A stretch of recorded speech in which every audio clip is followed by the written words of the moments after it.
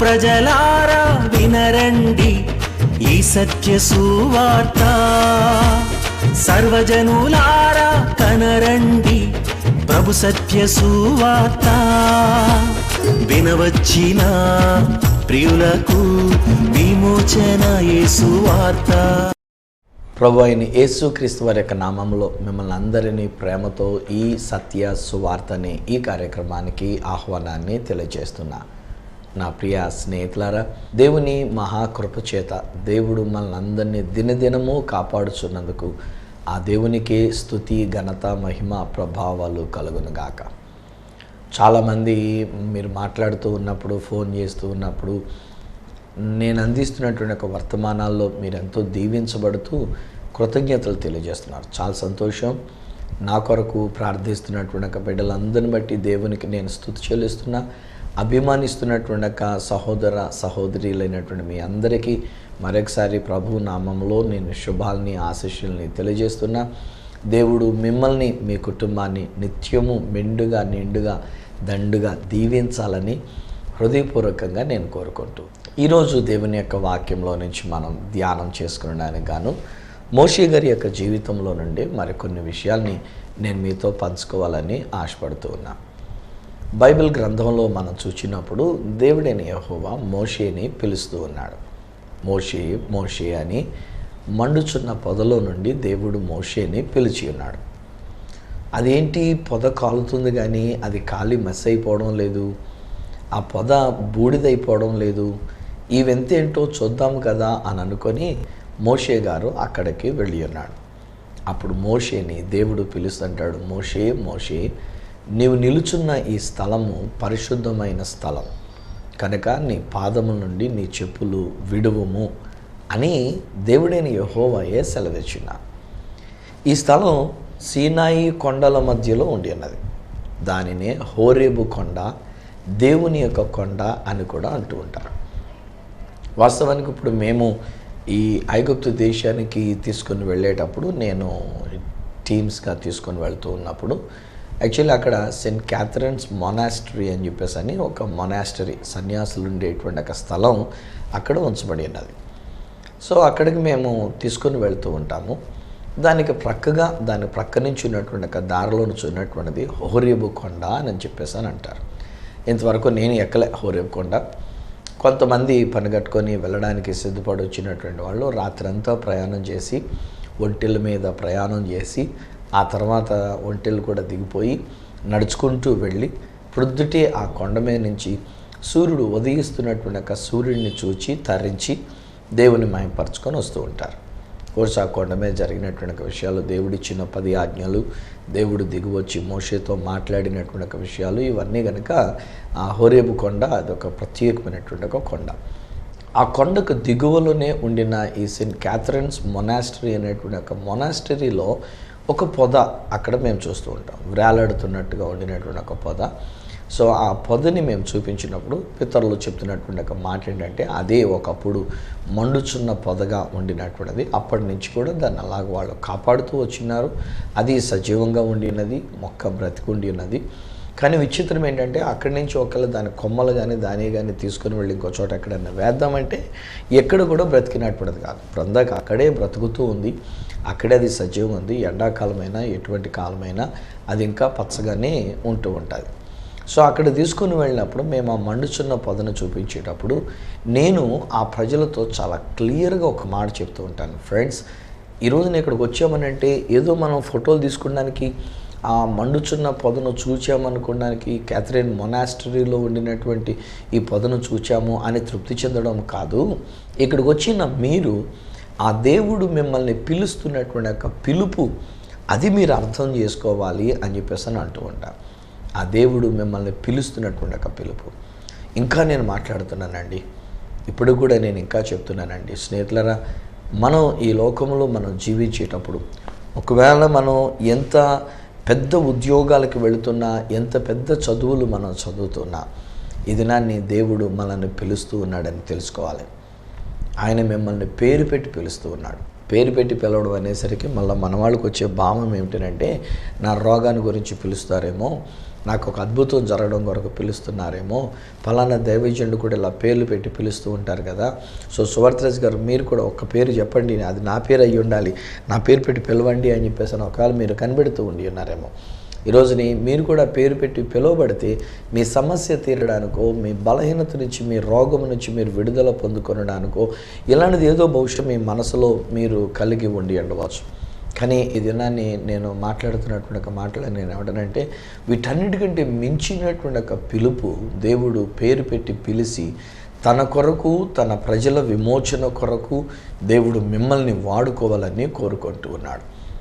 ఈరోజు ఈ నా మాటలు వినుచున్నటువంటి మీలో ఒకరు అనుకుంటున్నారు కదా, అయ్యా నేను వయసులో పెద్దవాడిని అయిపోయాను, నేను ఆల్మోస్ట్ రిటైర్డ్ అయిపోయాను, రిటైర్డ్ అయ్యి నేను ఇంటికాడ ఉంటూ ఉన్నాను. బహుశా ఇంకొక సహోదరి అనుకుంటున్నటువంటి మాట, నేను ఒక ఆడమనిషిగా ఉండి ఉన్నాను, నేనేం చేయగలనండి, ఇప్పుడు నేను కూడా వయసులో నేను కూడా పెద్దదాన్ని అయిపోయాను, నేనేం చేయగలుగుతాను. ఒకవేళ ఒక సహోదరి అయితే, నేను చదువుకోలేకపోయానండి, నేను ఇంటి వద్దే ఉన్నానండి, కేవలం ఇంటి పనులు చేసుకుంటూ ఇంట్లో ఉంటూ మాత్రమే నేను ఉంటూ ఉన్నాను, అలాంటి నన్ను కూడా దేవుడు పిలుస్తున్నాడా అని చెప్పేసి మీరు అంటారు. నేను అంటాను, ఖచ్చితంగా మిమ్మల్నే దేవుడు పిలుస్తున్నాడు. మీ గురించే నేను మాట్లాడుతున్నాను, మిమ్మల్నే దేవుడు పిలుస్తున్నాడు. ఎస్ అండి.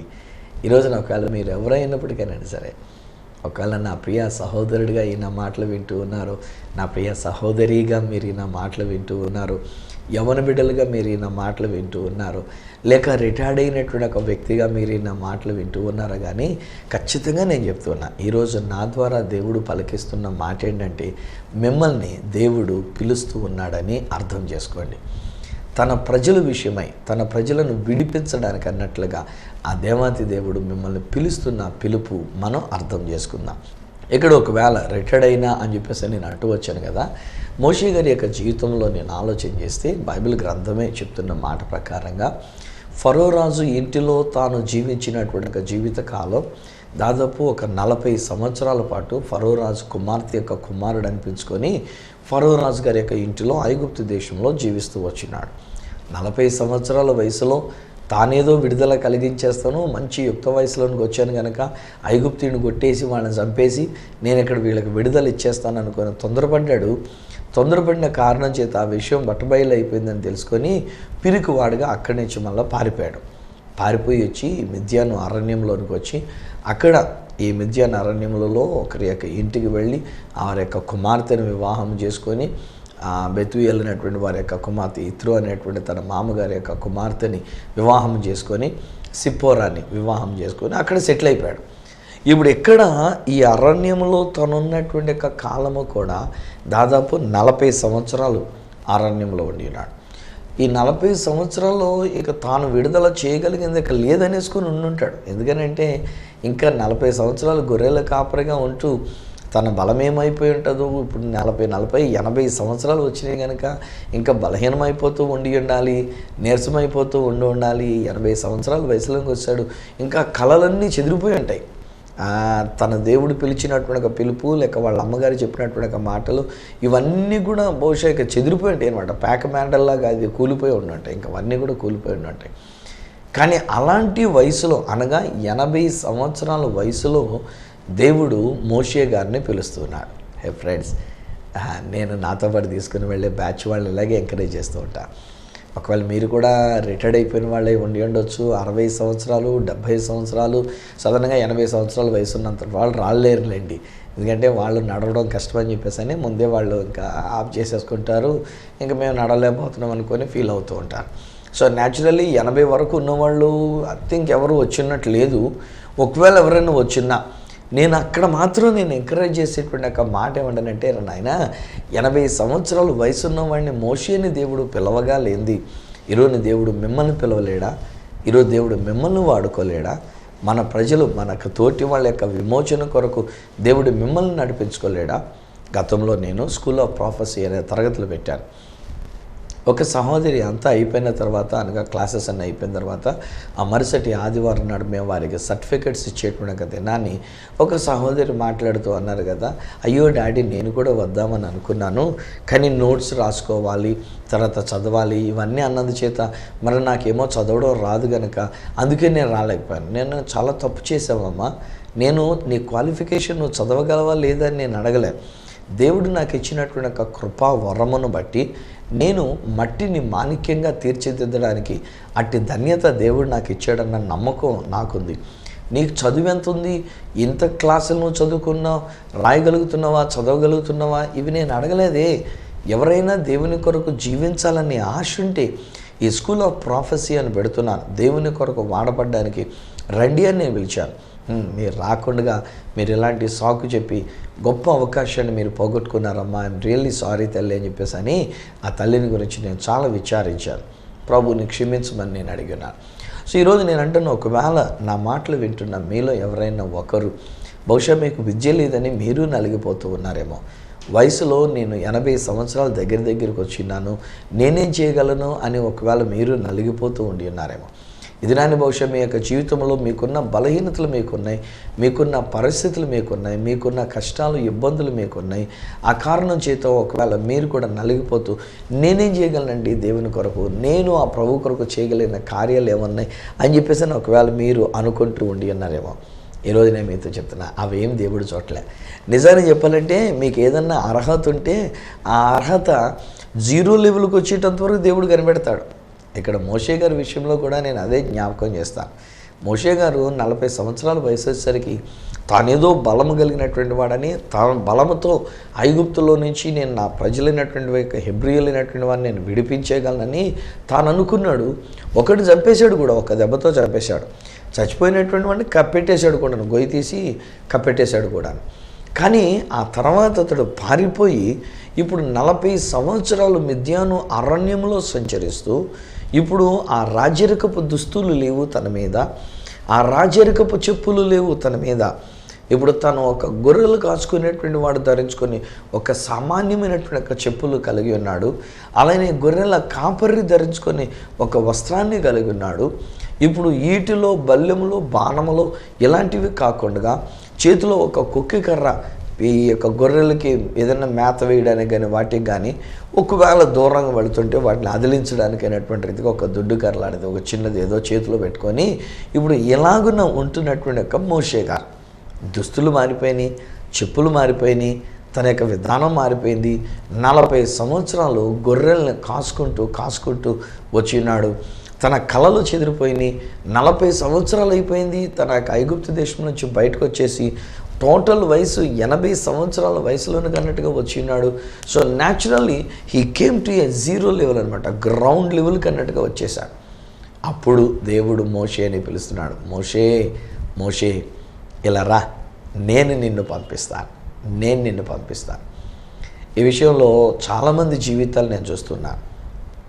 ఒకళ్ళని నేను చెప్పడానికి లేదు కానండి, చాలామంది జీవితాల్లో ఫెయిల్ అయిపోయినప్పుడు, చాలామంది జీవితాల్లో అట్టడుక్కి వెళ్ళిపోయినప్పుడు, చాలామంది యొక్క జీవితాలలో అప్పుల పాలైపోయి ఇక అప్పులు తీర్చలేని పరిస్థితులలో, మరనేక మంది యొక్క జీవితాలలో వ్యాధి బలహీనతకు గురై ఆ వ్యాధి నుంచి లేవలేక ఆ వ్యాధి వలన చచ్చిపోతారేమో అన్నంత ఒక పరిస్థితి వచ్చేటంత ఇది ఎదుర్కొని ఇంక వీళ్ళు బ్రతకరు అని విడిచిపెట్టేసినటువంటిది. వైద్యులు విడిచిపెట్టేసి ఉండొచ్చు, ఇంట్లో వాళ్ళు కూడా విడిచిపెట్టేసి ఉండొచ్చు. ఇంక వీడు ఇంకా చచ్చిపోవడమే తప్పితే ఇంకా లేదు అనేటువంటి రీతిగా ఒక తీర్మానానికి వచ్చేసినటువంటి ఒక పరిస్థితులు కాదు. బహుశా ఈరోజుని నేను కూడా చూస్తున్నాను, మీలో కొంతమందిని ఈరోజుని ఈ కార్యక్రమాలను ఎంతోమంది వీక్షిస్తున్నారు. అందులో కొందరి యొక్క జీవితాలు నేను చూస్తున్నా, మీరు చాలా అప్పుల పాలైపోయిన పరిస్థితిలో ఉండినారు. భవిష్యత్తు అనేటువంటిది మీకు తెలియడం లేదు. ఏం చేయాలో ఏంటో మీకు అర్థం కావడం లేదు. ఎలా ఉంటుందో పరిస్థితి అది మీకు తెలియడం లేదు. ఈరోజు నేను చెప్తున్నాను, ఖచ్చితంగా దేవుడు మిమ్మల్ని పిలుస్తూ ఉన్నాడు. దేవుడు మిమ్మల్ని ఆయన ఏర్పాటు చేసుకుని ఉన్నాడు. ఆయన మిమ్మల్ని తన యొక్క బిడ్డలుగా, తన యొక్క సేవకులుగా ఉండడానికి ఆ దేవాతి దేవుడు మిమ్మల్ని పిలుస్తున్నటువంటి ఒక విషయం మర్చిపోవద్దు అని నేను జ్ఞాపకం చేస్తున్నాను. మిమ్మల్ని పిలుస్తున్న ఆ పిలుపుని అది మనం చూడాలని నేను మీకు తెలియజేస్తూ ఉన్నాను. దేవుడు మిమ్మల్ని పిలుస్తూ ఉన్నాడు. ఈరోజు ఒకవేళ మీరు 0 లెవెల్కి వెళ్ళిపోయారేమో, ఒక వ్యక్తి బహుశా మీరు బలహీనమైపోయి చనిపోతారేమో అన్నంత వరకు విడిచిపెట్టేశారండి. కానీ ఇంకా మీరు చనిపోలే, మీరు బ్రతికే ఉన్నారు కనుక నా కార్యక్రమాన్ని మీరు చూస్తున్నారు కదా, ఇంకా మీరు సజీవులుగా ఉండి నా కార్యక్రమాన్ని మీరు వీక్షిస్తూ ఉన్నారు. సో ఈ దినాన్ని దేవుడు సెలవిస్తున్నటువంటి ఒక మాట ఏంటంటే, నిన్ను బ్రతికించి ఉంచినటువంటిది నా సేవ కొరకు నిన్ను వాడుకునడానికి. నేను నిలబెట్టుకుంటా. చాలామంది జీవితాల్లో నేను విన్నానండి, రక్తం కక్కుకున్నటువంటి వాళ్ళు ఉన్నారు, ఇంక చచ్చిపోతామని చెప్పేసి అని బయట పెట్టేసినటువంటి వాళ్ళు ఉన్నారు కదా, ఇక వీళ్ళు చచ్చిపోతారని చెప్పేసి అని వదిలేసినటువంటి వాళ్ళు ఉన్నారు, మందులు కూడా ఇవ్వకుండా ట్రీట్మెంట్ కూడా చేయనివ్వకుండా విడిచిపెట్టేసినటువంటి వాళ్ళు ఉన్నారు. కానీ ఈ రోజు వరకు మీరు సజీవంగా ఉన్నారంటే దానికి కారణం ఆ దేవాతి దేవుడు మీ యొక్క జీవితంలో మిమ్మల్ని తన యొక్క సేవ కొరకు, అనేక మంది రక్షణ కొరకు దేవుడు మిమ్మల్ని తీసుకొని వెళ్తున్నాడు. I also see some other people, మరొక రకమైనటువంటి ఒక ప్రజలను కూడా నేను చూస్తున్నాను. చాలా కాలంగా మీరు మందుబాబులు అయిపోయారు, మద్యపానానికి బానిసలు అయిపోయారు. మద్యపానం లేకపోతే మీరు ఉండలేనటువంటి ఒక పరిస్థితి మీద, మందు కొట్టకపోతే మీరు ఉండలేరు, మందు లేకపోతే మీరు ఉండలేరు. అంతటి అడిక్ట్ అయిపోయినటువంటి ఒక పరిస్థితులకు వచ్చినారు. మీ ఇంట్లో వాళ్ళు కూడా మిమ్మల్ని వదిలేశారు. ఇంకేడు బాగుపడ్డండి, ఇంకా వీడి జీవితం బాగోదు, వీడి కుటుంబ జీవితం బాగోదు, మా పిల్ల అనవసరంగా అన్యాయం అయిపోయింది, వీడు ఎప్పుడు చూసినా త్రాగుడే తప్ప అంతమించి వీని యొక్క బ్రతుకులు ఇంకేమీ లేదనుకొని మీ తల్లిదండ్రులు మిమ్మల్ని విడిచిపెట్టేశారు, మీ కుటుంబీకులు మిమ్మల్ని విడిచిపెట్టేశారు, మద్యపానంలోనే ఉండి ఉన్నారు. ఈరోజు నేను క్లియర్గా డిక్లేర్ చేస్తున్నాను, నాజరుడైన యేసు నామములో మీరు యొక్క మద్యపానం నుంచి విడుదల పొందుకొని దేవుని కొరకు మీరు జీవించుదురుగాక.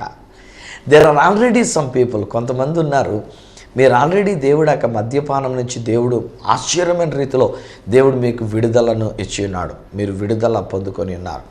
సో దేవుడు మీకు చేసినటువంటి యొక్క కార్యమును బట్టి ఈరోజు నేను చెప్తున్నా, దేవుని యొక్క ప్రణాళిక మీ జీవితం మీద ఉండి ఉన్నది. మీరు ఊరకే మందు మానేయలేదు, మీరు ఊరకనే బ్రతికింపబడినటువంటి వారు కారు. పని ఏమి లేకుండా, కారణం ఏమి లేకుండా ఆ దేవుడు మిమ్మల్ని లేవనెత్తినటువంటిది కాదు. ఈరోజు నువ్వు ఒక కుటుంబం చాలా ఆర్థిక ఇబ్బందుల్లో మీరున్నారు, ఆర్థిక సమస్యల్లో మీరున్నారు. కానీ ఈరోజుని ఆ దేవాతి దేవుడు సెలవిస్తున్నటువంటి ఒక మాట ఏంటంటే, మిమ్మల్ని ఆయన పిలుస్తున్నాడు. మోషే మోషే అని పిలిచినట్లుగా ఈరోజుని మిమ్మల్ని పేరు పెట్టి ఆయన పిలుస్తున్నాడు. కేవలం ఇప్పుడు నేను మాట్లాడిన మాటలో ఒకవేళ ఎవరైనా ఒక మోషే ఉండుంటే, మోజెస్ అనేటువంటి ఒక పేరు పెట్టుకొని ఉండుంటే, మీ గురించి కూడా దేవుడు పిలుస్తున్నాడు అంటానండి. దేవుడు మిమ్మల్ని కూడా పిలుస్తున్నటువంటిది. మోషే మోషే అనే దేవుడు మిమ్మల్ని పిలుస్తున్న ఆ పిలుపు మీరు అర్థం చేసుకోవాలని నేను కోరుతున్నా, గ్రహించాలని నేను కోరుతున్నా. ఒక మోజెస్ని దేవుడు పిలుస్తున్నాడు, ఒక జాషువా అని దేవుడు పిలుస్తున్నాడు, ఒక ఏలియా అని దేవుడు పిలుస్తున్నాడు, ఒక రాజుని దేవుడు పిలుస్తున్నాడు. ప్రతి ఒక్క వ్యక్తి విషయంలో కూడా ఈరోజు నేను చెప్తున్నాను స్నేహితులారా, దేవుడు మిమ్మల్ని ఆయన పని కొరకు దేవుడు మిమ్మల్ని పిలుస్తున్నాడు. No wonder you are at a zero level, మీరు పూర్తిగా జీరో లెవెల్లోనికి వచ్చినారు, కానీ ఆ దేవుడే మిమ్మల్ని పిలుస్తున్నాడు. ఈలోగా మోషే గారు సాకులు చెప్పడం మొదలుపెట్టినాడు. ఆ తర్వాత ఇంకా కొంచెం ముందుకు ఫర్దర్గా మనం చదువుకుంటూ వెళ్ళినట్లయితే మోషే గారు అంటారు కదా, ఓ దేవుడా, ఒకవేళ నువ్వు పంపించాలనుకుంటే ఎవరినైనా పంపించవచ్చు కదా, ఇందాక నుంచి నీతో మాట్లాడుతున్నప్పుడు నాకు ఎంత నత్తుందో నువ్వు చూస్తున్నావు కదా, నంగిడి ఎట్లా వస్తుందో నువ్వు చూస్తున్నావు కదా, ప్లీజ్ ఇంకొకరిని ఎవరినైనా పంపించరాదు. మళ్ళీ అంటాడు ఇంకా కాసేపు అన్నాక, నన్ను బదులు ఇంకెవరినన్నా నీకు దయాదాక్షిణ్యం అంటే నన్ను వదిలేసి ఇంకొకరిని ఎవరినైనా పంపించరాదు. ఆ ఫరో రాజు దగ్గరికి వెళ్ళాలంటే అక్కడే నేను పొరపాటు చేశాను కనుక, బయటకు వచ్చాను కనుక మళ్ళీ ధైర్యం చాలట్లేదు నన్ను అక్కడికి వెళ్ళడానికి అని ఇలాంటి మాటలు చెప్తూ ఉన్నాడు. ఏ బ్రదర్స్, అమ్మ, సిస్టర్ గారు, సాకులు చెప్పొద్దురా, సాకులు చెప్పొద్దు. దేవుడు మిమ్మల్ని పిలుస్తున్నాడు. మీరే మీలాంటి వాళ్ళు ఇంకొకరు లేరు, నాకు బదులు ఇంకొకరిని పంపించండి అని చెప్పొద్దు. నాకు బదులు పలానోళ్ళు మీరు పిలవండి అని చెప్పొద్దు. నాకు బదులు వాళ్ళు బాగా వాడబడతారు అని చెప్పేసి అని చెప్పొద్దు. అక్కడ దేవుడు కోప్పడుతూ అంటాడు. కోపం వచ్చింది సార్, దేవుడు కోప్పడుతాడు. మోగవాడినైనా కానీ మాట్లాడగలిగి నోరిచ్చిన వాడేవాడు నేనే కదా, గుడ్డివాడినే కానీ లేకపోతే దృశ్యం కలిగినటువంటి వాడినే కానీ చేసింది ఎవరు నేనే కదా, నేను పిలుస్తున్నాను, నీకు ఎందుకు వర్రీ అవుతావు? నీకు బదులు ఇదిగో నీ అన్నయ్య ఎలాగ వస్తున్నాడులే, నీ దగ్గరకు వస్తున్నాడు నీ అన్నయ్య. సో నీ అన్నయ్య నీకు బదులు మాట్లాడతాడు, డోంట్ వరీ. మీ అన్నకి నిన్ను దేవుడిగా చేస్తున్నాను, నీవు మీ అన్నకి సంగతులు చెప్పు. అప్పుడు మీ అన్నయ్య నీ పక్షంగా ప్రజలతో కానీ ఫరోతో కానీ ఎవరితోటైనా సరే మాట్లాడతారు అని చెప్పేసి అని ఇది దేవుడైన యెహోవా మోషేతో మాట్లాడినటువంటి ఒక మాట. హే ఫ్రెండ్స్, ఈరోజుని ఈ మాట కూడా నేను చెప్తున్నాను వినండి. క్రైస్తవుల పక్షంగా, విశ్వాసుల పక్షంగా దేవుడు ఒకవేళ ఒక వ్యక్తిని లేవనెత్తుతూ ఉన్నప్పుడు అలాంటి వ్యక్తిని మనం కూడా ప్రోత్సహిద్దాం, గుర్తిద్దాం. అలాంటి వ్యక్తికి దేవుడిచ్చిన అవకాశాన్ని మనం ప్రోత్సహిద్దాం, పురికొల్పుదాం. మన పక్షంగా గవర్నమెంట్ వారితో మాట్లాడడానికే కానీ, లేక పెద్దలతో మాట్లాడడానికే కానీ, ప్రజలతో మాట్లాడడానికే కానీ దేవుడు లేవనెత్తేటువంటి ఒక సహోదరుడు, దేవుడు లేవనెత్తిన మన సహోదరుడు, మన యొక్క సహోదరులో నుంచి ఒకరుగా ఒకవేళ దేవుడు లేవనెత్తుకుంటూ ఉన్నప్పుడు, ఈవెన్ ఫర్ ఫర్దర్ ఎలక్షన్స్ విషయంలో కూడా నేను ఈ మాట చెప్తున్నాను. మనలో ఒకరు, మన క్రైస్తవ బిడ్డల్లో ఒకరు ఒకవేళ రాజకీయ రంగ ప్రవేశం కలిగినటువంటి వారు కానివ్వండి, పూర్తిగా కేవలం క్రైస్తవులు అనేటువంటి ఒక పేరుతో క్రైస్తవుల పక్షంగా ఏదో పార్టీ కొరకైనటువంటిదిగా కాకుండా, ఎందుకంటే మన పార్టీ చేతుల నుంచి మనం పైకి వచ్చినట్లయితే పార్టీ మనల్ని అణిచేస్తూ ఉంటుంది. సో అలా కాకుండా క్రైస్తవుల పక్షంగా, క్రైస్తవ వ్యక్తిగా ఒకవేళ ఒక వ్యక్తి లేచి అహరోను వల్లే మాట్లాడవలసిన పరిస్థితి వస్తే మనం కూడా వాళ్ళని ఎంకరేజ్ చేద్దాం, ప్రోత్సహిద్దాం. వాళ్ళ గురించినటువంటి విషయాల్లో మనం ప్రార్థన చేద్దాం. ఆల్రెడీ కొంతమంది బిడ్డల్ని దేవుడు లేవనెత్తుకుని ఉన్నాడు, దేవుడు కొంతమందిని వాడుకుంటూ ఉన్నాడు. అందుకు దేవునికి స్తుతి చెల్లిస్తున్నాను. మన వంతు మనం కూడా ప్రోత్సహిస్తూ దేవుని యొక్క మాట అతడు పలికేటట్లుగా మన వంతు కృషి మనం చేద్దాం. ఈలోగా దేవుడు అన్నాడు, అరే ఎవడో సంగతి నీకెందుకు రాబాయ్, నువ్వు వాళ్ళ గురించి చెప్పుకో, నువ్వు వీళ్ళ గురించి చెప్పుకో, వాళ్ళని వాడుకోమని వీళ్ళని వాడుకోమని చెప్పుకో, నాకు బదులుగా వాళ్ళని పంపించండి లేకపోతే వీడిని పంపించండి అనేటువంటి మాటలు ఇవి నాకు చెప్పుకో. నేను కోరుకున్నటువంటిది ఏంటంటే నిన్ను నేను పిలుస్తున్నాను. ఈరోజు మిమ్మల్ని దేవుడు పేరు పెట్టి పిలుస్తున్నాడు. నీ చెప్పులు విడిచిపెట్టి పరిశుద్ధ స్థలంలోనికి వచ్చి ఆ దేవుడు చెప్పినటువంటి ఒక మాటను నువ్వు ఆలకించగలిగినట్లయితే, విధేయత చూపించగలిగినట్లయితే, ఆనాడు మోషే లక్షల మంది ఇశ్రాయేలు ప్రజలైనటువంటి వారిని ఐగుప్తు దాసత్వంలో నుంచి విడిపించి అరణ్య మార్గము గుండా నడిపించి దేవుడు వాగ్దానం చేసిన భూమిలోనికి వెళ్ళేటట్టుగా అవకాశం కల్పించిన మోషేకు వలె దేవుడు మిమ్మల్ని కూడా వాడుకుంటాడు. మన తెలుగు ప్రజల యొక్క రక్షణ కొరకు, మన భారతదేశ ప్రజల రక్షణ కొరకు, మన కుటుంబముల యొక్క రక్షణ కొరకు ఆ దేవాతి దేవుడు మిమ్మల్ని వాడుకోగలడు. ఆయన మిమ్మల్ని ఏర్పాటు చేసుకోగలడు. ఈరోజు దేవుడు మిమ్మల్ని పిలుస్తున్నాడు. వద్దామా? దేవుని మాటగా లోబడదామా? చివరికి ఒక మాట అంటూ ఉన్నాను. మోషే గారికి ఇంకా అన్నీ అయిపోయిన తర్వాత అంటాడు కదా, దేవుడా నువ్వు వచ్చి మాట్లాడుతున్న బాగానే ఉంది, నీ మాటలు ఏంటంటే నాకు కూడా గగురుపాటు అనిపిస్తూ ఉంది. నిజంగా నువ్వు చెప్పినట్టుగా నేను వెళ్ళాలి, ఏదో చేయాలి, నాది కాదు ఇది, నేను 0 లెవెల్కి వచ్చేసాను, కానీ ఇప్పుడు నీ కృప చేత నేను వెళ్తాను అని ఇవన్నీ అనుకున్నప్పుడు మోషే గారికి వచ్చినటువంటి ఒక ప్రశ్న ఏంటంటే, ఇంతకీ అక్కడికి వెళ్ళిన తర్వాత వాళ్ళు నన్ను అడుగుతారు నేను పంపినోడు ఎవడని చెప్పేసాను. సో ఇప్పుడు నేను ఏమని చెప్పాలి అని ప్రశ్న వేశాడు. అప్పుడు దేవుడైన యెహోవా మాట్లాడుతూ చెప్పిన మాట ఏంటంటే, నేను ఉన్నవాడను అనువాడనై ఉన్నానని వాళ్ళతో చెప్పు. I am that I am. నేను ఉన్నవాడను అనువాడను. ఆయన ఉన్నవాడండి, ఆయన ఉన్నవాడుగా పిలువబడినటువంటి వాడండి. ఫ్యూచర్ టెన్సు, పాస్ట్ టెన్సు, ఇప్పుడున్నటువంటి ప్రజెంట్ టెన్సు ఇవన్నీ కలుపుకొని ఉన్నటువంటి వాడండి. ఉన్నవాడుగా ఉన్నటువంటి వాడండి మన దేవుడైన యెహోవా. ఆయన మనల్ని పిలుస్తున్నాడు. నన్ను పిలిచాడు 42 సంవత్సరాల క్రితం. నేను ఆ చిన్న మనసుతో దేవునికి అంకితం చేసుకున్నా. ఈ 42 సంవత్సరాలుగా ఎన్నెన్ని దేశాలకు దేవుడు తీసుకుని వెళ్ళాడు, ఎన్నెన్ని లక్షల మందికి సువార్తను ప్రకటించే భాగ్యం ఇచ్చినాడు. ఇవన్నీ ఆలోచిస్తుంటే నాకు మతిపోతుందండి బాబాయ్ గారు. నా శక్తి కాదు, నా బలం కాదు, ఇది నా మంచితనం కాదు, నేను గ్రహించగలిగినటువంటిది కాదు. నిజానికి దేవుడు తన కృప చేత, తన ప్రణాళిక చొప్పున దేవుడు నన్ను పిలిచి అనేక మందికి దీవెనకరంగా దేవుడు నన్ను ఉంచినాడు. ఫ్రెండ్స్, నన్ను పిలిచిన దేవుడు మిమ్మల్ని కూడా పిలుస్తూ ఉన్నాడు అని నేను చెప్తూ ఉన్నాను. నన్ను బలపరిచిన దేవుడు మిమ్మల్ని బలపరుస్తూ ఉన్నాడు. నా మీద తన కృపను అనుగ్రహించిన దేవుడు మీకును తన కృపని అనుగ్రహిస్తూ ఉన్నాడు. ఈరోజు మనం చేయాల్సింది ఏంటంటే, చిత్తం ప్రభువా నేనున్నాను, ఇదిగో నన్ను పంపించు. అనేక మంది ప్రజలు బానిసత్వములు ఉన్నారు, దాసత్వములు ఉన్నారు. వారికి విడుదలను కలిగించి నీవు వాగ్దానం చేసి నా భూమికి నేను తీసుకుని వెళ్ళడానికి, నన్ను వాడుకోవడానికి ఏర్పాటు చేసుకున్నందుకు తండ్రి నీకు స్తోత్రాలు అని చెప్పేసి అని ఆ దేవునికి కోటి కోటి స్తుతులు మనం చెల్లించుకుంటూ ముందుకు సాగిపోదాం. తలలు వంచండి, కళ్ళు మూసుకునండి, మనం ప్రార్థన చేసుకుందాం. పరిశుద్ధుడవును మహోన్నతుడునైన మా ప్రభువా, మా తండ్రి, మోషే గారి జీవితంలో నుండి ఎన్నో విషయాలు మేము నేర్చుకుంటూ ఉన్నాం. ఈ దినాన్ని మా ప్రభువా, మోషే గారి యొక్క జీవితంలో మేము చూచినప్పుడు నీవు ఆయనను పిలిచినావు. ఆయన 0 లెవెల్కి వచ్చేసి ఉన్నాడు. రాజరికపు వస్త్రాలు పోయినాయి, రాజరికపు చెప్పులు పోయినాయి. ఆయన ఇప్పుడు తన దగ్గర ఉన్నటువంటిది కేవలం గొర్రెలు కాచేటువంటి ఒక వస్త్రము, ఆ గొర్రెల కొరకైనటువంటి ఒక మనసు. ఏదో ఒక దుడ్డు కర్ర, ఒక దండం లాంటిది ఒకవేళ మేము కూడా పెట్టుకునే ఉండి ఉన్నాము, లేక ఎలాంటి పరిస్థితే మాకు ఎదురయ్యున్నదో, కానీ మా ప్రభా మీరు మమ్మల్ని పిలిచినప్పుడు ఆ జీరో లెవెల్లో నుంచి మీరు మమ్మల్ని లేవనెత్తారు. మా శక్తి కాదు, మా రాజరికము కాదు, మా గొప్పతనం కాదు, మాకున్న బలము కాదు, మాకున్న జ్ఞానము కాదు. మీరు పిలిచిన పిలుపు ప్రకారంగా నీ ప్రజలైనటువంటి వారిని, నీ జనాంగమైనటువంటి వారిని, నీ ప్రజలైన నీ భారతీయులైనటువంటి వారిని, నీ ప్రజలైనటువంటి తెలుగు ప్రజలైనటువంటి వారిని నీ రక్షణ మార్గంలోనికి నడిపించడానికి, నీ వాగ్దానం చేసిన భూమికి మేము నడిపించడానికి అట్టి ధన్యత మీరు మాకు ఇస్తున్నందుకు నీకు వందనాలు. యేసు నామములో ఈ బిడ్డలందరినీ నేను దీవిస్తున్నాను. No matter what job they may be doing, ఏ ఉద్యోగం వారు చేస్తున్నా, ఏ విద్యలోనికి ఒకవేళ వారు వెళ్ళినా, ఏ పరిస్థితుల్లో వారు ఉన్నప్పటికైనా సరే నీ కొరకు వాడబడే ధన్యత ఈ బిడ్డల మీద నేను విడుదల చేస్తున్నాను. ఎందుకంటే మీరు మరలా వస్తానని చెప్పిన సమయం ఆసన్నమైంది. మీరు త్వరగా తిరిగి రాబోతున్నారు నాయన. మీరు వచ్చేలోగా మేము సిద్ధపడాలి ఆ రాజ్యానికి వెళ్ళడానికి, వాగ్దత్త దేశంలోనికి వెళ్ళడానికి. మాతో పాటు మరి అనేక మందిని వాగ్దత్త దేశానికి మేము తీసుకుని వెళ్ళాలి. సహాయం చేసి నడిపించండి.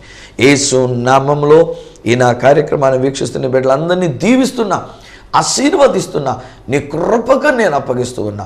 యేసు నామమున ప్రార్థించి పొంది ఉన్నాము తండ్రి, ఆమేన్. తండ్రి, కుమార, పరిశుద్ధాత్మలను దేవదేవుని దీవెన ఆశీర్వాదం ఆయన బిడ్డలముగా మనకు, మన కుటుంబములకును నిత్యము తోడయండి.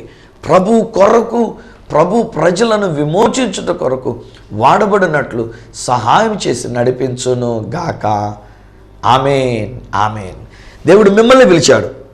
ఎస్, మరొకసారి నేను చెప్తున్నా, నేను కాదండి దేవుడా ఇంకొకరిని వాడుకో, వాళ్ళని వాడుకో, ఇది వీళ్ళు కొంచెం ఆసక్తిగా ఉంటారు, వాళ్ళు కొంచెం బాగా ఇంట్రెస్టింగ్గా ఉంటారు కనుక వీళ్ళని వాడుకో అని చెప్పొద్దు. మీరు ఈరోజు చెప్తున్నారు మళ్ళొకసారి, మీరే, అరే సిస్టర్ మీరైనా సరే, బ్రదర్ మీరైనా సరే నేను చెప్తున్నాను, మిమ్మల్ని దేవుడు పిలుస్తున్నాడు. అనేక మంది నా వాగ్దత్త దేశాన్ని తీసుకుని వెళ్ళడానికి కడవరి కాలంలో దేవుడు మిమ్మల్ని పిలుస్తున్నాడు. మీరు రిటైర్డ్ అయినా, ఆడపిల్లవై ఉన్నా, లేకపోతే విద్య లేని పామర్లవై ఉన్నా, పడిపోయి ఉన్నా, అప్పుల బాధలో ఉన్నా, ఈరోజు నా ద్వారా దేవుడు సెలవిస్తున్న మాట అంటే ఆ జీరో లెవెల్లో నుంచి దేవుడు మరలా మిమ్మల్ని పైకి లేవనెత్తుతాడు.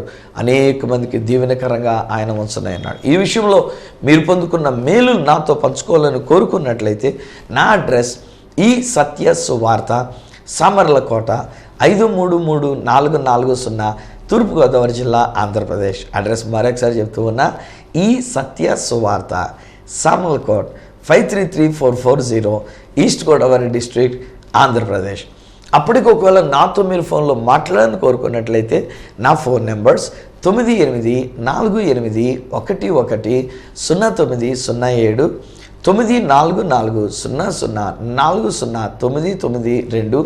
9440040992, 888855276662. ఒకవేళ నాకు ఈమెయిల్ చేయాలనుకున్నట్లయితే నా ఈమెయిల్ ఐడి isathyasuvartha@gmail.com. మళ్ళీ రేపటి దినాన్ని ఈ సత్య సువార్త కార్యక్రమంలో మిమ్మల్ని కలుసుకునేటంత వరకు మిమ్మల్ని అందరినీ మన కొరకు రక్షకుడిగా ఈ లోకంలోనికి వచ్చి మనలను విమోచించడానికి మానవుడిగా జన్మించి చనిపోయి తిరిగి లేచిన ఆ యేసు ప్రభు వారి యొక్క చేతులకు మిమ్మల్ని అప్పగిస్తూ మీ దగ్గర సెలవు తీసుకుంటున్న మీ ప్రియ సహోదరుడు ఈ సత్య సువార్త రాజు.